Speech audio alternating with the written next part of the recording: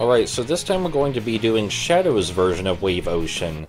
Now, Shadow's stages are generally a bit slower, because they are combat and vehicle focused, which will give me more time to talk about this game's design. It may not look all that pretty, but it works. The level starts us off in one of the mentioned vehicle segments. We are flying a glider, a jet glider of some kind. The animation on the glider, the animation of the crumbling objects, and in general the graphics of this segment leave much to be desired. It's obvious what they were going for, and I can see how it would have looked impressive if they had time to polish the graphics. Seeing things crumble around you as you shoot them with missiles is a fun idea. And the turning of the glider, while it looks terrible here, probably would have looked really good if they had the proper time to finish the game up. As for the gameplay, simply mashing the fire button will do. We can slow down the glider as needed, and we will do that often because we want to hit as many things as possible. As I mentioned in the first video, this game scores you on 3 separate factors: your points, your time, and how many rings you collect. And we're going to try and do good at all 3. We're going to make sure there's not a single point of failure if we can help it. Though, as a general rule, if you're doing terrible on time, getting a bunch of rings and score will help.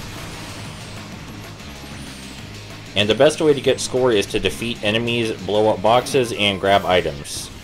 So we're going to blow up as many enemies as physically possible during the shooting segment. This 3-factor scoring system was actually used in most 3D Sonic games, and I think it makes sense. It makes it easy to make up for your mistakes if you're better in one area of the game than the others. So even though this gliding section looks ugly, it functions fine mechanically.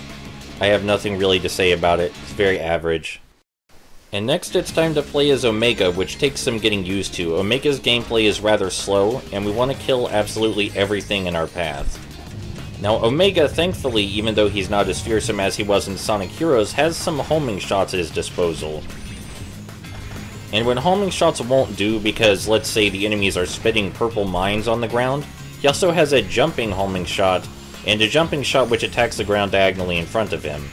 Both of these will do for taking care of the worm enemies. You don't want to be on the ground while fighting these worm enemies. It's also worth noting that as long as you're smashing the attack button while you're in the air, Omega stays in the air for a very long time. His acceleration is incredibly odd, but you're not meant to go fast with him, so I suppose that's fine. We do want to come down here instead of hovering over to the exit because there's enemies down here that are worth a lot of points. In general, the rule is, if the enemy looks more fearsome, it's worth more points, and these golems are worth a lot of points. I think 1,000 points each? Yeah, 1,000 points each, so we want to fight these. We want to take a break to fight these. Finishing the level fast is secondary to fighting all the enemies. That's where most of our score is going to come from, fighting enemies. You know, I want to say bad things about the game, because I feel like that's what you're supposed to do. But fuck that. You know, I had fun playing this. I had fun playing this level. I had fun planning my route through it, and figuring out which enemies I needed to fight and which I didn't in order to get the optimal score. I had fun learning to control Omega. I had fun in the glider sections. This whole game, I think, is fun, in spite of it being a broken mess. Because it has all of the stuff I love from other 3D Sonic games. It's just harder to access. It's hidden away. Now I should mention, in order to use Omega's homing shot, you do have to charge up very briefly by holding down square, but I do mean very briefly. He charges almost immediately, so if you're holding down square for even a little bit, you'll have your you'll have your homing shot ready. You know, I kind of wanted that ring, but forget it. We're just gonna leave it. We're gonna have plenty of score by the time we finish the level. Now, another point of frustration for a lot of people who played this game was that a single hit can really ruin your score, because rings are a part of your score. But if you do well in both time and general score by defeating enemies and grabbing objects, then you don't need that many rings. We're still going to collect as many as we can, because I don't want to create a potential point of failure, as I said previously. But if you're running low on rings, get your score up by defeating enemies, or go faster.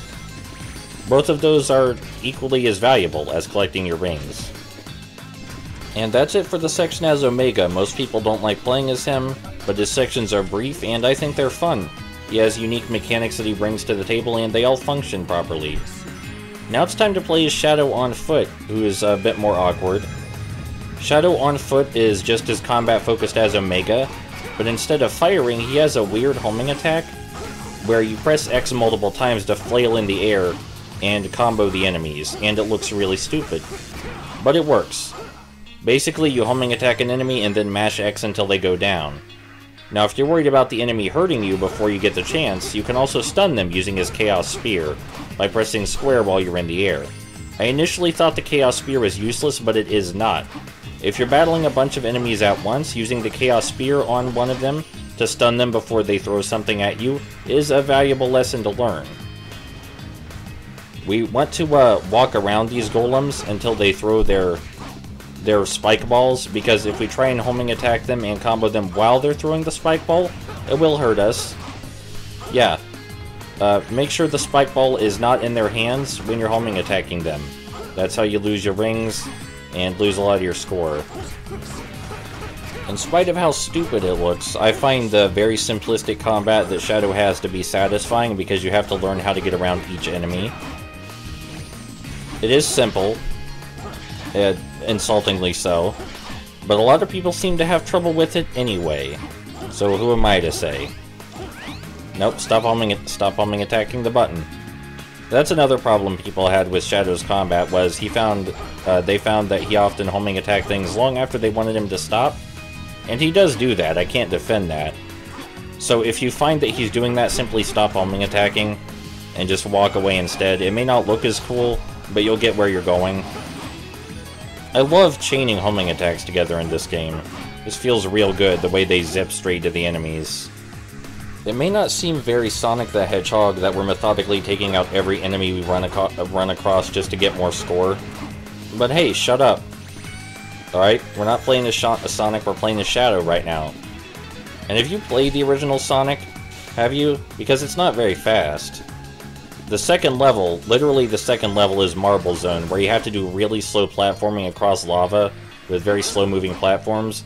And the fourth world is an underwater labyrinth where your movement is intentionally slowed as part of the water physics, so shut up. The original Sonic is way slower than this. Is Sonic 2 faster? Yes, but you know why it's faster? Because it takes control out of the player's hands a bunch. If we're talking about who goes fastest the longest, the 3D Sonic games are objectively faster than the old 2D Sonic games, and they give you more control. I just lost all my rings to something I couldn't possibly have predicted, and that kinda sucks. It's one of the reasons people hate this game rightfully. But because we defeated so many enemies and we're gonna finish the level in a decent time, we don't have to worry too much. This section can be a bit confusing, and I admittedly get turned around here, because it's a big open water area and a bunch of the stuff looks the same. The hover car also doesn't control great, and it breaks very easily. It also takes damage without any indication that it's taking damage until you start seeing the black smoke. But even though, excuse me, falling wall, even though we are wasting a ton of time here because I got lost, and we lost almost all our rings, because we defeated so many enemies, we still have enough score to get an S rank. Pretty remarkable, right? It's almost as if the game design isn't as terrible as people think in general. What you're seeing right here is still awful. The game is still awful. But it has redeeming qualities. Sonic 06 has redeeming qualities, and I'm going to make you sit through me explaining them whether you want to or not. You may not know it, but you cannot physically close the video right now.